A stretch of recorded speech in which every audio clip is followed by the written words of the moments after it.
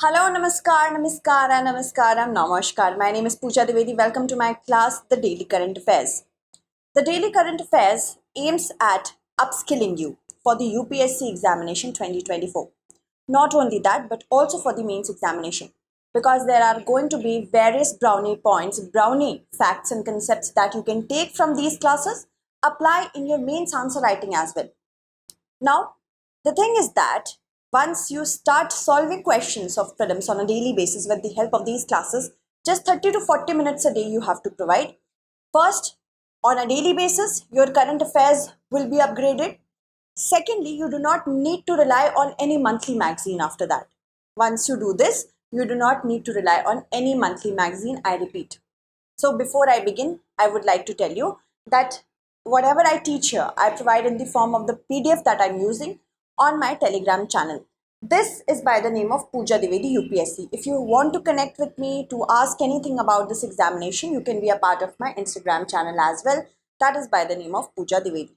Moving on. These are the myriad events we have to cover. Specifically, if we talk about the Bharatiya Nyaya Sanhita, it has repealed sedition and it has replaced the Indian Penal Code. Luna 25, another very important aspect of today's class because it is touted to reach the south pole of the moon faster than Chandrayaan. Earlier we were saying that we are going to be the first ever country to land on the south pole of the moon. And interestingly, the landing date of both these missions is the same, 23rd of August. It's a high competition. Let's see who wins. Other than this, lymphatic filariasis is another important thing we have to cover, and among the others. So first of all, let's try to solve the practice question that I gave you yesterday. That was the previous practice question to which you all have answered. Most of you all have answered correctly. Consider the following pairs: the excavation sites and the related period. Okay, so we have three pairs. We had to select how many pairs given above is or are correct. First is Tewar. Tewar, Chalcolithic, Keeladi, Neolithic, Burzahom, Sangamera. Now, how many pairs given above is or are correct? C. Tewar, Iran. ERAN, Iran. These are some of the very important Chalcolithic period excavation sites. So, the first pair is definitely correct. Keeladi recently is going under the 9th round of excavation, and this is a Sangam era site. And it is also a part of the Vaigai civilization. Next, Burzahom is actually Neolithic era excavation site. So, only the first pair is correct, second and third is not. One only will be the correct answer. Many of you have answered it correctly. I will take the names of those students who have answered it correctly by the end of this segment. Okay. Now, explanation is that a fragment of a snake figurine which is made up of terracotta has been unearthed. Other than this, a spherical, almost spherical quartz crystal has also been unearthed. This has been used as a weighing object. This is very exciting. Why? Before this, only stone objects were supposed to be used for weighing. But Keeladi has shown us that no, quartz crystal stone was also used. Quartz crystal, not specifically stone, but quartz crystal. This has been also unearthed from Keeladi. Keeladi is actually in Tamil Nadu, just to south of Madurai. And this, as I told you, is undergoing the 9th round of excavation. And it is showing us the excavation from the Sangam era. Sangam era is the ancient era in Tamil Nadu. And it generally has been theorized to range from 3rd century before Christ era and 3rd century Christ era. But in 2019, a report has dated the unearthed artifacts from Keeladi region to a period between 6th century BCE to 1st century BCE. That means pushing the age further back. Now, K. Amarnath Ramakrishna, he discovered Keeladi in 2015. And because of the artifacts that were discovered, the Sangam era has been pushed to 800 before Christ era. And it is a part of the very important Vaigai civilization. And as you can see, this is the Vaigai civilization. The Vaigai basin civilization consists of Keeladi, Manalur, Agaram, Kondagai, and the rest as well. And as we see, as we know that the Indus Valley civilization has been known as the urban civilization, ancient urban civilization, not even ancient, we can go back to thousands of years. And do you know there is a difference of 1000 years between the Vaigai era civilization and the Indus Valley civilization. So we have to keep in mind all these sort of things. Brick structures, luxury items, proof of internal and external trade has been found. Other than this, industries and advanced civilization, weaving industry has been found, dyeing industry has been found, urban life and settlements in Tamil Nadu in the early historic period has also been found. Now, as you see, this is the Chalcolithic site. Here is Iran, and just to the west of Jabalpur, we will find Tevar. These are Chalcolithic period sites. Then here is Burzahom, that belongs to Neolithic period. Okay, moving on. With respect to the Bharatiya Nyaya Sanhita 2023, consider the following statements. It will replace the Indian Penal Code. It will completely repeal the offence of the sedition under the Sedition 124A of the Code. I am talking about the IPC only here. It contains section 150, which punishes acts endangering sovereignty, unity and integrity of India. So how many of the statements given above is or are correct? This has just today, few hours back, has been brought up by the Union Home Minister. 3 important bills to replace the IPC, CRPC and the Indian Evidence Act. A huge impact on the criminal system of the country now. Let's see about it. Yes, Bharatiya Nyaya Sanhita will replace the IPC, Indian Penal Code. Since the colonial times, it has dictated the criminal structure of the country, and it will completely repeal the offence that is under section 124 of the 124A of the IPC. However, do not be very happy. Why? Because sedition has been said by the Law Commission that it needs to be retained.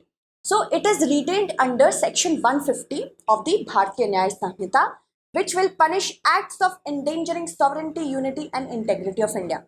Another very important aspect of this is, under the sedition, if certain acts were seditious, the imprisonment could be for up to 3 years or life or fine or either both, like that.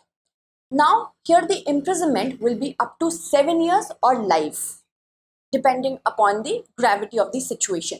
So first is correct, second is also correct and third is also correct. How many are correct? Here it should be all three. All three are correct. Alright. So the new bill will replace the IPC. It will repeal, or we can say completely, 124A of the IPC. This section will cease to exist because the IPC is being replaced, but it has been retained as a threat to integrity and unity of India under section 150 of this particular bill that has been introduced. Okay, and it will of course completely repeal the offence. I have already told you about this. Other important facet is that Law Commission said that sedition, because of the current situation and also the situation that our country goes through, has to remain an integral part of the criminal justice system, criminal law system. So that is why it wouldn't be removed, but it has been repealed. That means the nature remains almost the same and the punishment has been increased, but IPC is no longer our law. This is what this bill says. Okay, and you see that those certain amendments as suggested may be introduced in it by incorporating the ratio descendi of Kedarnath Singh versus state of Bihar. So certain judgment was made in this particular case. I will cover it today. Do watch it. Okay, moving on. Now, as I told you, section 150 talks about acts which are endangering the sovereignty, unity and integrity of India. However, if anybody wants to ensure that they want to criticize the government's actions, and that is lawfully, it will be an exception. And you see here, the imprisonment is for life or with imprisonment which may extend to 7 years.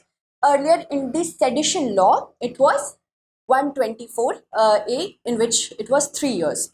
Remember that. And shall also be liable to fine. Okay. So there is an addition of fine over here. The important system, IPC system, shall no longer be there. Moving on. CRPC of 1973 will be replaced by Bharatiya Nagarik Suraksha Sanhita and the Indian Evidence Act of 1872 by Bharatiya Sakshya Bill. Okay, moving on. With respect to Niti Aayog's Aspirational Districts Program, consider the following statements. It was launched in 2017. There are 118 aspirational districts. Jharkhand has the highest number of aspirational districts. So how many of the statements given above is or are correct? This particular ranking is actually to include those districts that have the potential, but because they are not able to exploit that potential, they are lagging behind. So these are the aspirational districts. This program was launched in order to ensure that proper convergence occurs between the state and the center, collaboration occurs, and also healthy competition occurs between different districts, hence different states. So this program actually measures the performance of different districts at the district level, of course, on 49 key indicators on which are a part of 5 broad socio-economic parameters. Okay. So it was launched in 2018 and not 2017. There are actually, according to the website, the official website right now, 112 aspirational districts. And Jharkhand has the highest number of aspirational districts. We can count them to 19.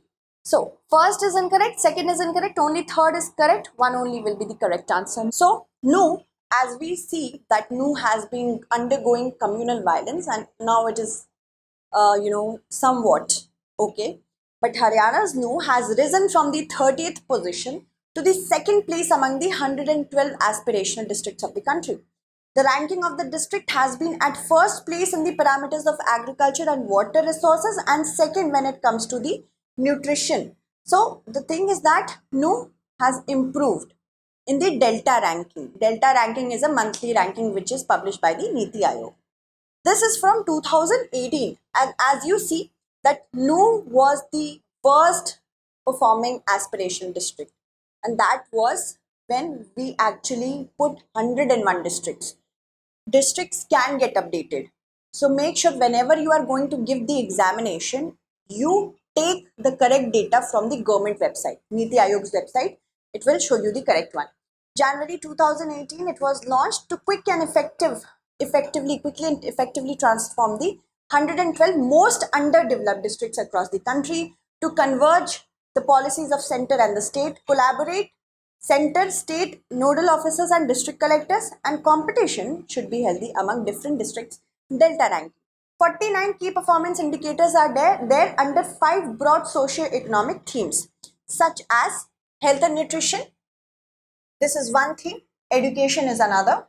Agriculture and water resources third. Here only Nu has been the first one. Financial inclusion and skill development and basic infrastructure. 1, 2, 3, 4, 5. So socio-economic parameters. And Jharkhand has these many aspirational districts: Garhwa, Chatra, Giridih, Godda, Sahibganj, Pakur, and the rest. Okay, let's move forward. Now we have to consider the pairs INS. We have to match them with their associated projects. So INS Kolkata, project 15A, INS Vikrant, project 17, INS Sahyadri, project Seabird.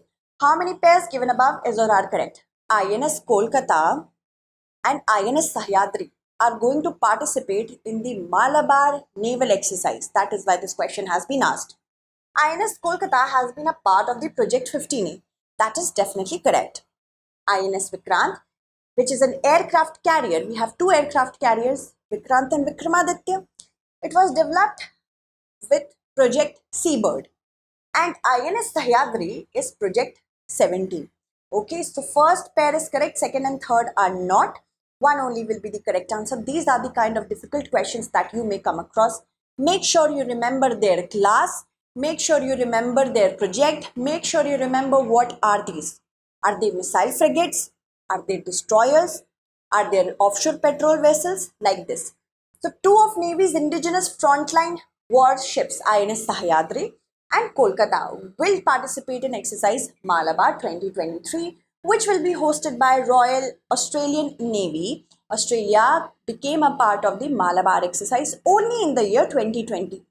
Malabar exercise started as a war game naval exercise between the USA and India in 1992, and it was also conducted with certain breaks in the 1990s.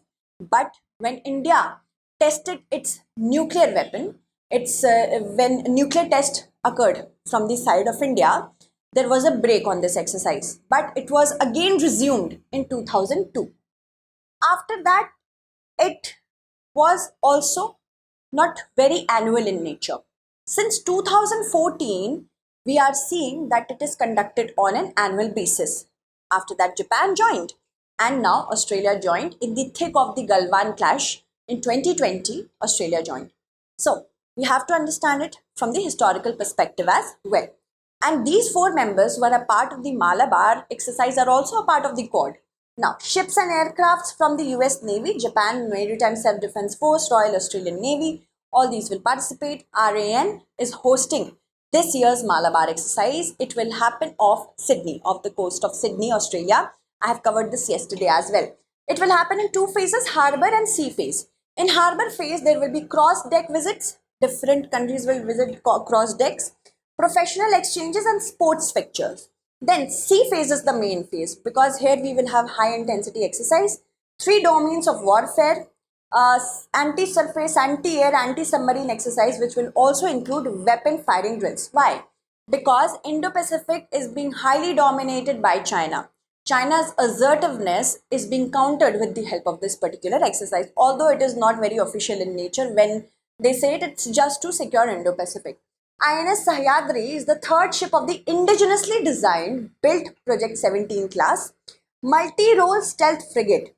Okay, that means it can actually hide from the radars. Captain Rajan Kapoor is currently the commander of the ship, and it was developed by Mazicon Dock Limited, Mumbai. Even INS Kolkata has been developed by it. Now, INS Sahyadri is actually third ship of the three-strong Shivalik class of guided missile frigates serving the modern Indian Navy. INS Kolkata is the first ship of the indigenously designed and built Project 15A class destroyer. It's a destroyer. It is commanded by Captain Sharad Sinsuvai. Okay. Then INS Vikrant I have already told you. So with respect to the Scheduled Tribes and Other Traditional Forest Dwellers Act of 2006, consider the following statements. It is implemented under the Ministry of Environment, Forest and Climate Change.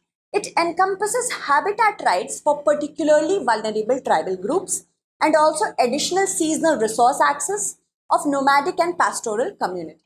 So which of the statements given above is or are correct? The Forest Rights Act is actually implemented under the Ministry of Tribal Affairs. So the first statement is incorrect. And yes, among other things, it respects and acknowledges the livelihood rights both from the individual and community basis of the tribes that are residing there, because they are codependent in nature. It also includes the habitat rights for PVTGs. PVTGs have the right to stay there because they are dependent for livelihood there. Their knowledge base, their cultural base, their socio-economic capabilities are highly dependent on these forests. That is why. It also includes additional seasonal resource of nomadic and pastoral communities who want to access that, but they are not resident of there. Okay. So let's see. The correct answer will be option B, 2 only. Why have I asked you this question? Because the Kamar tribe that lives in the Chhattisgarh's Dhamatari district, here it is, Dhamatari, it has been the first tribe in Chhattisgarh to have habitat rights under the Forest Rights Act. And it will highly impact their livelihood. It will be for their own good. Okay, Kamar is the first PVTG, particularly vulnerable tribal group, because we have just 75 of them in the entire country. A tribe within a tribe. A tribe is a tribe which is really different from the rest of the country based on their primitive traits, shyness of contact, socio-economic background is also not very good. Among these tribes, if there is a much backward group, that can be declared as a particularly vulnerable tribal group. And Chhattisgarh has Kamar. Kamar tribe families living in 22 settlements in the Magar Lod development block of the Dhamtari district. I have shown you that.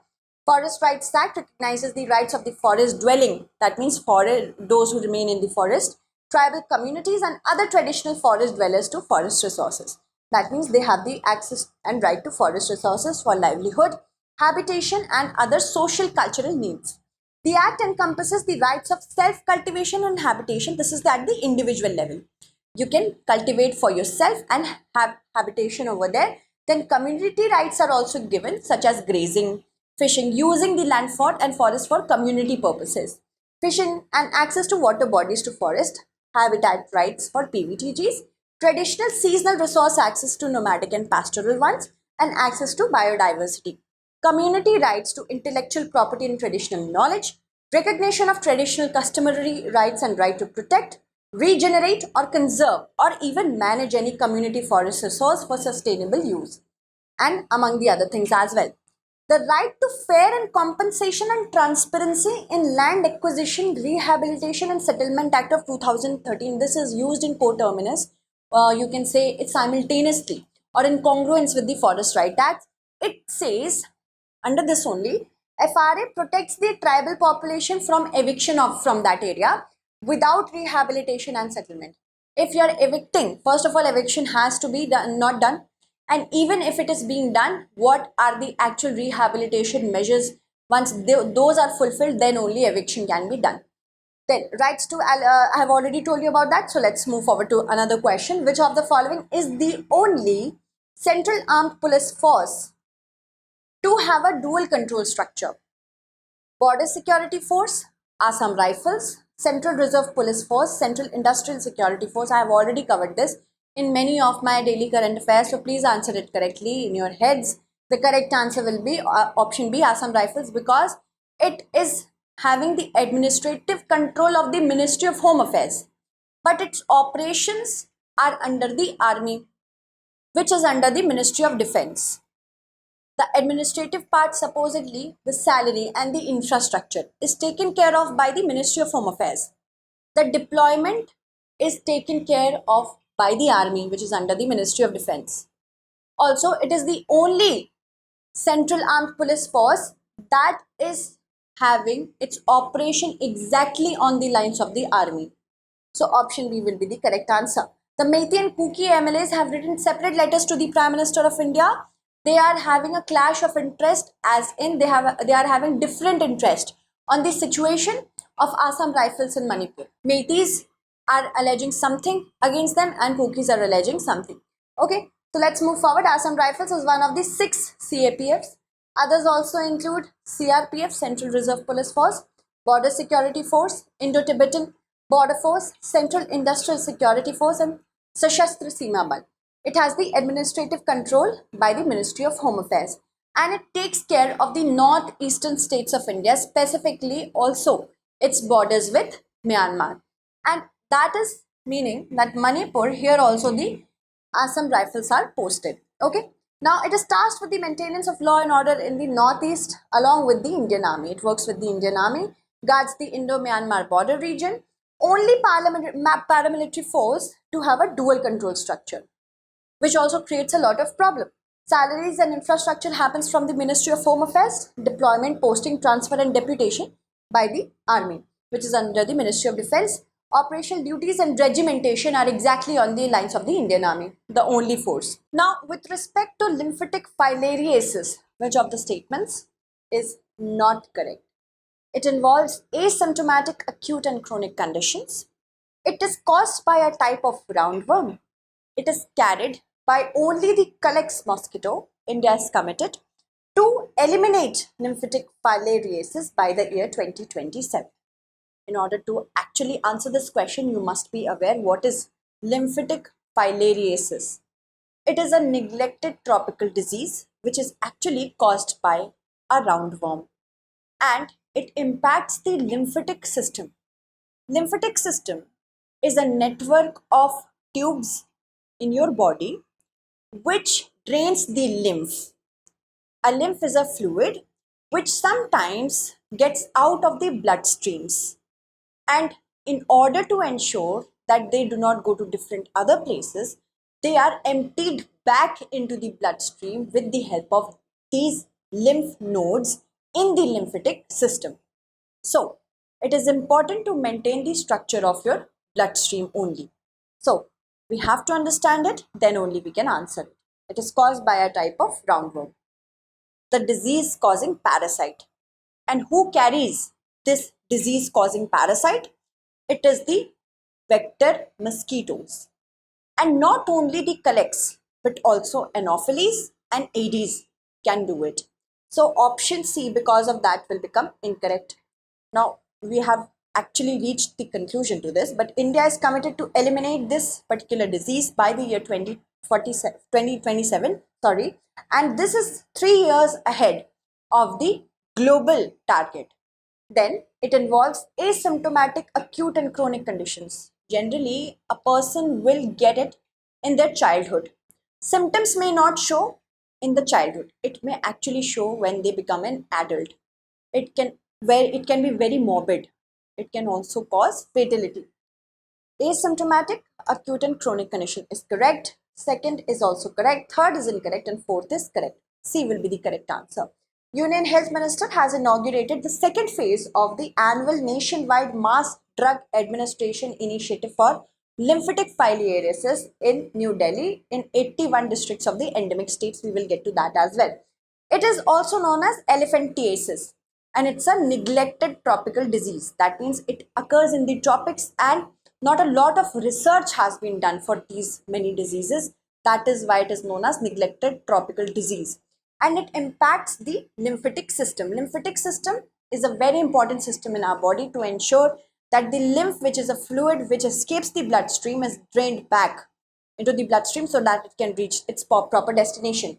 And it is happening with the help of, as in it is caused by the filarial parasite, which is kind of a roundworm transmitted to humans through mosquitoes, usually acquired in childhood, and it can cause lymphedema, elephantiasis, and scrotal swelling as well. Later in life, it can also lead to permanent disability. I have not attached a very graphic picture. It looks really graphic. To save yourselves, I have used this diagram. Okay, so like this, the swelling happens like this. And because of this, poor people wouldn't be able to walk. So we need more research so that we can ensure that the people are living peacefully without such kind of diseases. And the morbidity management and disability prevention happens to alleviate suffering due to this disease. 856 million people are at risk. That's a really high one. It impairs the functions of the lymphatic vessels. Normal vessels look like this. Dilated ones look like this, expand. It is caused by infection with parasites which are classified as nematodes. Nematodes are roundworms of the family Filariidae. The most or the highest number of this particular disease happens with Wuchereria bancrofti. After that, the second major one is Brugia malayi, and then Brugia timori. Okay, and collects mosquito also is a vector of it. That means the carrier of this disease. It is widespread across urban and semi-urban areas, Anopheles in rural areas, and Aedes in the endemic islands in the Pacific. So collects, Anopheles, Aedes. Okay, moving on. Lymphatic filariasis infection involves asymptomatic acute condition. India is committed to eliminate it by 2027 by, of course, giving people medicines and aid in eliminating the spread of it by killing mosquitoes. The endemic states include Assam, Bihar, Chhattisgarh, Jharkhand, Karnataka, Maharashtra, Odisha, Telangana, and Uttar Pradesh. Now, consider the following statements. We have to see both the statements and choose the correct answer from these codes. The repo rate is the interest rate at which the Reserve Bank of India loans money to the commercial bank. That means the commercial banks, when they have to go for a loan, they will go to the Reserve Bank, and it is the repo rate. A decreased repo rate is directly proportional to the amount of money in the market. So let us see what is the correct answer to it. I'll explain. As I have already told you, this is the RBI and this is the Bank A. Bank A, of course, wants to give money to customers and accept deposits in such a manner that it is able to have profits. Now, If it wants money to loan it further to the customer, it will go to the RBI and it will give qualified securities to the RBI so that it can get loans from that. And after that, the commercial bank can also repurchase that qualifying securities it gave to the RBI. So this is what repo is. Repurchase option, repo rate. Now, first statement is definitely correct from that matter. Second, it is saying a decreased repo rate is directly proportional to the amount of money in the market. That means if the repo rate is decreased, the liquidity or cash or money that is available in the market will also decrease. No, let's tell you how that happens. A has gone to the RBI. RBI is giving loans at a low interest rate, a decreased interest rate. A will be very happy. A will get the most or the maximum amount of loan. Why? Because now it can give to the different customers so that it can earn profit on the interest it is going to charge. So whenever there will be a decrease in the repo rate, commercial banks will get more amount of money with them and more will be spread across different customers. That means the lower the repo rate, the higher will be the cash in the market or the higher the liquidity in the economy. So a decreased repo rate is inversely proportional to the cash or the liquidity that is available in the economy and not directly. Directly would be lower the repo rate, lower will be the cash availability. No, that's not going to happen. Statement 1 is correct, but statement 2 is not correct. Statement 1 is correct, statement 2 is not correct is going to be the correct answer. Recently, the Monetary Policy Committee, which is headed by the RBI governor, has taken this decision that it's of course unanimous, that the repo rate will remain unchanged at 6.5%. This is the repo rate or repurchase agreement or repurchase option. Okay, I've already explained you that. With respect to PM Gati Shakti, consider the following statements. It is a digital platform. Keyword here is digital. To bring 16 ministries together for integrated planning and coordinated implementation of infrastructure connectivity projects. It is exclusive of the railways in India and it is based on 6 pillars. Highly factual question and conceptual as well. How many statements given above is or are not correct? PM Gati Shakti, which was launched back in 2021, wanted to ensure that if infrastructural developmental projects are being done, it is done in a coordinated manner. It's not like some department is coming, excavating one side and then trying to smoothen it out. Another department comes, again excavates it. It is not cost efficient, it is time taking, and it can also harm the different departments. So it's a digital platform which will ensure that there is comprehensive collaboration between different ministries so that they know which project is going on where, and in that case they can also participate in their project so that they can have their own project combined. Like this it can happen.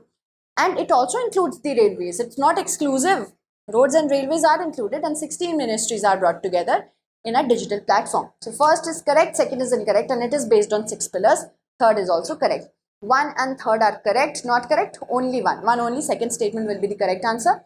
A total of 6 infrastructure projects with more than 28,000 crore rupees have been recommended under the PM Gati Shakti, which is also known as the National Master Plan for Multimodal Connectivity Planning. Connectivity Plan. Coordinated planning and execution of infrastructure is the biggest aim. Integrated planning, and this will happen for the next 4 years. Expediting works on the ground, saving cost and creating jobs. So this is very important for us to know. It will subsume the rupees 110 lakh crore National Infrastructure Pipeline, which was launched in 2019. It aims at increasing cargo handling capacity also, reducing the turnaround time at ports as well as boosting trade. It also will include 11 industrial corridors and 2 new defense corridors, one in Tamil Nadu and the other one in Uttar Pradesh. Extending 4G connectivity, and now 5G will also be included later on. Okay, so these are the many objectives. Comprehensiveness, prioritization, optimization, synchronization, analytical and dynamic. These are the various pillars on which it is based. It's a digital platform which will ensure that each department knows what is going on, what kind of infrastructure is going on where, so that they can also collaborate and integrate their plan together. Integrate means mixing together, and collaborate means to develop maybe different programs but in a collaborative structure. So it will also give analytical powers as well. ISRO is also a part of it. Okay, moving on. Consider the following statements. Luna 25 is expected that it will reach the south pole of the moon faster than India's moon mission. Earlier we were saying that we are going to reach the south pole of the moon, and this will be the first time ever any country is landing on the south pole of the moon. But Luna 25, which was launched just recently, I will tell you when, and it may overtake Chandrayaan. Landing. The landing date of Luna 25 is 23rd of August 2023, which is the same as Chandrayaan 3. Please do watch your televisions on this particular date because it's going to be highly thrilling. I will do that for sure. Which of the statements are not correct? See, Luna 25 has recently been launched by Russia. In nearly 50 years, after almost 50 years, Russia has gone on the moon. It's very important to send such messages to the West. That is why it is doing. Luna is expected to reach or land the surface of the moon faster because of the fuel that it is using. We are using the gravity and sometimes thrusting. We are not expending a lot of money on fuel. A direct flight from the earth to the moon would be just 4 days, but Chandrayaan is going in a indirect way. That is why it is taking such a lot of time. And from the earth's vicinity to the moon's vicinity, it is the fuel that matters. So Luna 25 is using a lot of fuel. The landing date of Luna 25 is actually the same as of Chandrayaan. Let's see. So not correct. First is also not correct. Second is also not correct. As in, first is correct, second is correct, but these two will be, of course, neither one nor two. Okay, sorry for that. First is correct, second is correct. Okay, so the correct answer will be option D, neither one nor two. Moving on. Luna 25 is a mission to land a lander on the moon south pole, and this was launched at 2:11 a.m. on August 11 Moscow time. Chandrayaan will land here, Luna will land here. Specifically, if I have to point out, then it will land at the Boguslavsky crater. Okay, and this will be the study area, the south pole of the moon. South pole, why is everybody, after south pole? Because south pole consists of ice and, of course, fossil fuels that have remained untouched. So it will reveal a lot of mysteries of the creation of the universe. That is why. And it will reach or land at the South Pole 23rd of August 2023. This is the first moon mission of Russia in 47 years, almost nearly 50 years. It was launched by Soyuz 2.1V rocket. Okay.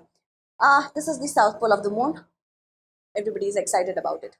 Now, a big surprise for you all. We are launching our sale. For these many optionals, you have been asking for options, right? So apart from Hindi Sahitya, which will only be available in Hindi language, PSIR, Sociology, Geography, History, PubAd, Anthropology, Mathematics and Philosophy. These all are available at a discounted rate at just rupees 12,999. This is down from 20,499.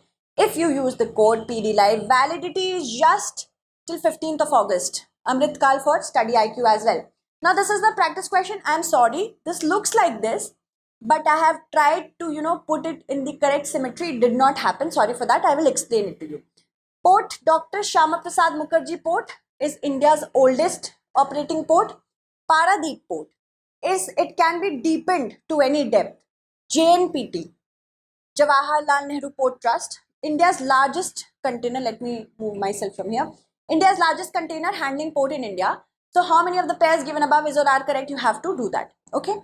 So let me take the names of those students who have answered my last question correctly, so that you all can answer it again for me. Okay. So yes, many students have answered it correctly. Congratulations for that. Option A will be the correct answer of the last practice question. So Mandeep has answered it correctly, I guess. Yes. Ria has answered it correctly. Vaidia has answered it correctly. Thangmegs has answered it correctly. Padmashri, Vivek, Abhishek, Simran, Shubhank and Vasundhara has also mentioned correctly the pairs. Good for you and congratulations for doing that. Another set of students have also answered that practice question correctly. Just stay with me. I will announce your names as well. No need to be disappointed. Yes.